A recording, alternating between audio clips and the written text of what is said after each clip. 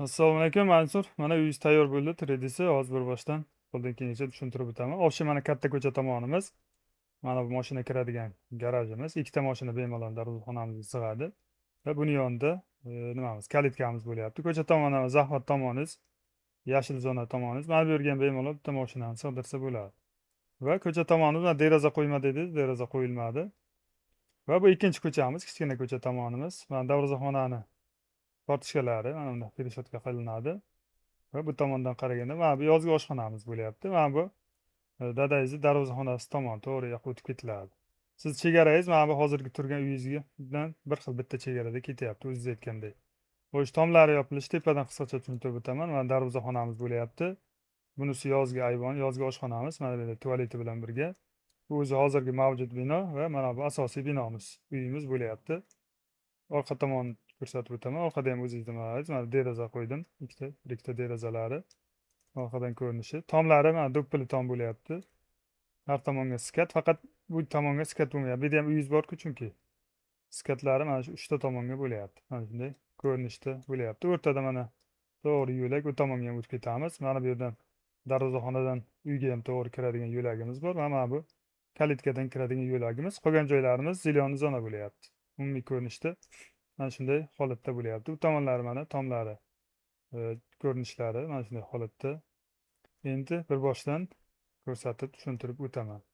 Xo'sh, darvozaxonamiz asosiy kiradigan eshigimiz mana bu. Bu tomonda oshxona, bu tomonda mehmonxonamiz bo'lyapti. Mana bu hol bo'lyapti, oilaviy o'tiradigan xonamiz. Bunisi oshxona. Oshxonamizdan to'g'ri ayvonga ham chiqib kelamiz. Xo'sh, endi bir boshdan kirib ko'radigan bo'lsak, darvozadan mayli birinchi kiraylik. To'g'ri kiramiz mana bu tomondan ko'cha ko'rinishi.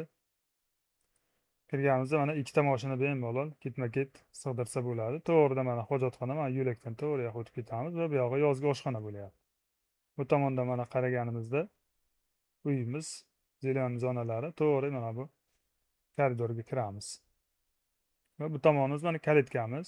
Kalitka tomonidan ham ko'rsataman. Ya'ni o'zlaringiz to'g'ri kalitkadan kirsalaringiz ham bo'ladi. Ikki tomonda derazasi bor. Buni ham mana kalitkadan kiradigan bo'lsak, to'g'ri u tomonga o'tib ketiladi. Uyingiz mana. Oldin hovlilarni ko'rib chiqamiz, keyin uylarni ichiga kirib chiqamiz. Mana bu tomondan to'g'ri ketadigan bo'lsak, mana yo'lak tomonlarimiz. Bu yerda ham zilyon zonalar bor. Va mana bu hozir turgan uyingiz taxminan shunaqa bo'ldi, shunaqa chizdim. Va bu yog'i mana yozgi oshxonamiz. Ya'ni abidani balki bitta darvoza qo'yib qo'ysangiz bo'lar. Xo'sh, mana bu yerdan kiradigan bo'lsak, mana yozgi oshxonamiz to'g'ri mana bu yerda tursa bo'ladi. Bu tomondan ko'rinishi hovlimizda. Mana shunday mana kalitkamiz ham to'g'ri ko'rinib turadi. Va bu yoqda mana yo'lakdan to'g'ri hojatxonaga kiradi. Oldin mana bu yerda qo'l yuvadigan yuvinish xonachasi bor va alohida keyin bitta hojatxona bo'lyapti. Tualet kattagina, sanuzel mana shunday holatda bo'lyapti. Va to'g'ri endi bu yoqdan boradigan bo'lsak, mana darvozaxonamiz, yana qaytib keldik. Bu yerdan boshlab endi uylarga bitta-bitta kirib chiqamiz. Xo'sh, mana to'g'ri asosiy kiradigan eshigimiz. To'g'ri kiradigan bo'lsak, zonadan chiqamiz. Yana bir bor bu tomondan ko'rinishi. Darvozaxonalarimiz, kalitka va endi kiradigan bo'lsak, to'g'ri kirdik. Mana kirganimizda bitta tamburimiz bor.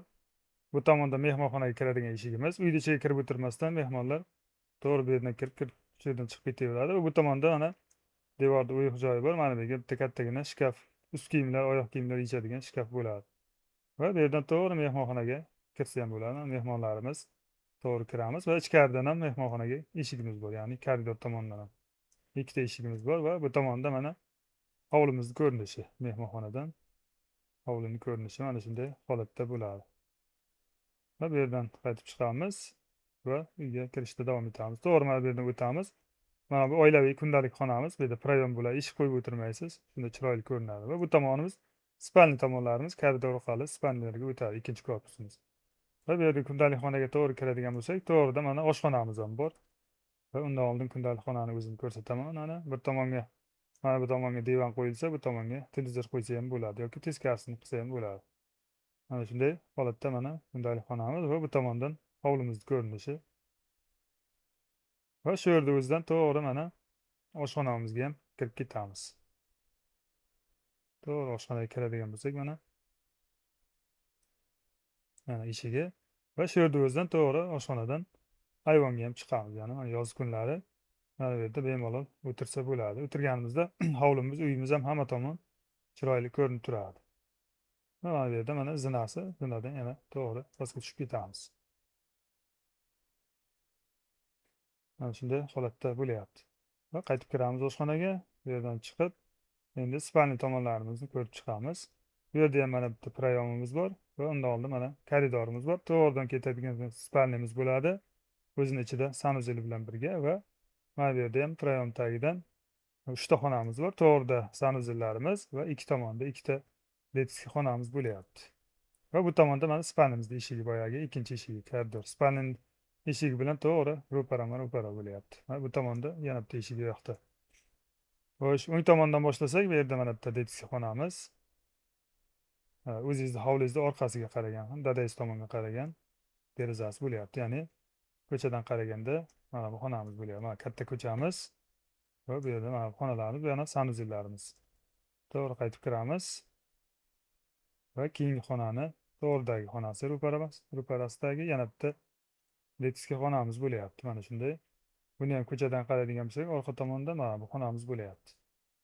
Hovlining ichidan. Va bu yoqda sanuzelimiz. To'g'rida birinchi kirganimiz yuvinish xonamiz. Mana bu yerda ikkita rakovina qo'ysa, bitta ikkita kir moshina qo'ysa ham yoki tahoratxona sifatida foydalansa ham bo'ladi. Bitta rakovina qo'yib, mana bu yerga to'g'ri oyna qo'yib qo'ysangiz, soqol olishlariga ham boshqaga yoki tualetdan chiqqanda ham hammomga kirib o'tirmasdan shu yerda qo'lni yuvib chiqib ketaversa ham bo'ladi. Soqol oladigan oyna sifatida foydalansa bo'ladi. Tahoratxona bitta yoki razdevalka sifatida foydalansa ham bo'ladi. Mana shunday xonamiz. O'ng tomonimizda tualetimiz bo'lyapti mana. Mana bunday shaklda tualetimiz va bu yerdan qaytib chiqsak, to'g'rida hammomimiz bo'lyapti. Kattagina mana orqaga qaragan ikkita derazasi, ya'ni bu ham orqa tomondan qaraganimizda mana bu xonamiz bo'lyapti. Mana bu yerdan qaytib kiramiz va qaytib chiqamiz va oxirgi xonamiz spalnimiz bo'lyapti. Mana koridorda oldi orqasidan to'g'ri koridordan boradigan bo'lsak, spalniyaga kiramiz. Mana kirganimizda kichkinagina koridorchasi bor o'zini. To'g'ri mana bu yerda sanuzeli ham bor mana. Kirganimizda ixchamgina sanuzelimiz bor spalniyaning ichida. Va bu yerdan to'g'ri o'tib, mana asosiy mana spalnimizga keldik. Mana shunday holatda spalnimiz bo'lyapti. Ichkaridan qaraganda mana bunday holatda bo'ladi. Xo'sh, mana endi yana ham tushunarli bo'lishi uchun tomini olib 3D planini ham ko'rib chiqamiz bir qator. Yana ham tushunarli bo'lishi uchun. Tomini yashirib turamiz. Va mana yuqoridan ko'rinishi umumiy mana bunday qilib tushunarli bo'ladi. Mana darvozaxonamiz, mashina turadi. To'g'ri yozgi ayvonimiz, hojatxonalarimizga o'tib ketamiz. Zelen zonalarimiz, mana bu o'zingiz hozir yashab turgan uyingiz va bu tomondan kalitkamiz bo'lyapti. Ko'cha tomondan qaraganda yana ham yaqinlashtiraman tushunarli bo'lishi uchun. Asosiy kiradigan eshigimiz. Kirganimizda mana bitta tambur bo'ladi. Bu tomonga shkaf va bu tomonda mehmonxonaga kiradigan eshigimiz bo'lyapti. Mana bu tomondan qaraganda. Va bu yerda yana bitta eshigimizdan to'g'ri koridorga chiqib ketamiz. Va chap tomonimizda hol bo'lyapti. Oilaviy kundalik o'tiradigan, ovqat yeydigan xonamiz, ya'ni prayom tagidan to'g'ri o'tamiz. Bunga eshik qo'yish shart emas. Hovli tomonga qaraganda mana bunday derazasi. Va shuni o'zidan to'g'ri oshxonaga ham o'tamiz. Oshxonadan mana yozgi o'tiradigan ayvonga ham o'tib ketamiz. Xo'sh, dalchi boradigan bo'lsak, yana bitta koridorimiz bo'lyapti. Mana mehmonxonadan chiqadigan eshigimiz va buni ro'parasida to'g'ri spalniyaga kiradigan eshigimiz bo'lyapti. Kirganimizda mana kichkinagina sanuzeli bor spalniyaning ichida. Eshigi mana bu yerda bo'lyapti mana. Va orqa tomonda derazasi. Va bu yoqda ofcha sanuzelimiz bilan ikkita detskiy xonamiz. Bu ham prayom tagidan o'tamiz. Mana bu yerda razdevalka, yuvinish xonamiz, tahoratxona, tualet, hammom bo'lyapti. Va ikki tomonda mana ikkita eshigimiz bor. Detskiy xonamizga o'tyapti. Mana bunday holatda mana yuqoridan qaraganda yana ham tushunarli bo'ladi. Orqa tomondan ko'rinishlari. Xo'sh. Betoniz balandligini где-то 20-50 santimetrlar bo'lsa, hovlida mana plitka qilasiz-ku. Plitkadan bir 50 santimetr baland bo'ladi. Ya'ni mana betonimiz общий. Uyni balandligi ham xuddi shunday mana 50-60.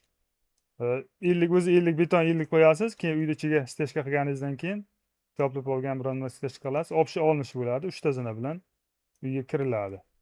yer tagiga ham где-то hovlingiz chuqurligiga qarab kamida bir yarim metrlar kirish kerak. Kirsa yaxshi bo'ladi. Va uyda o'zini devorni balandliklari 320 bo'lyapti. Pol patolog qilganingizdan keyin u ham где-то 10 santimetrdan tushadi, chiqadi. Чисто 3 metrlar qoladi uyda o'zini balandligi. Ichkarida.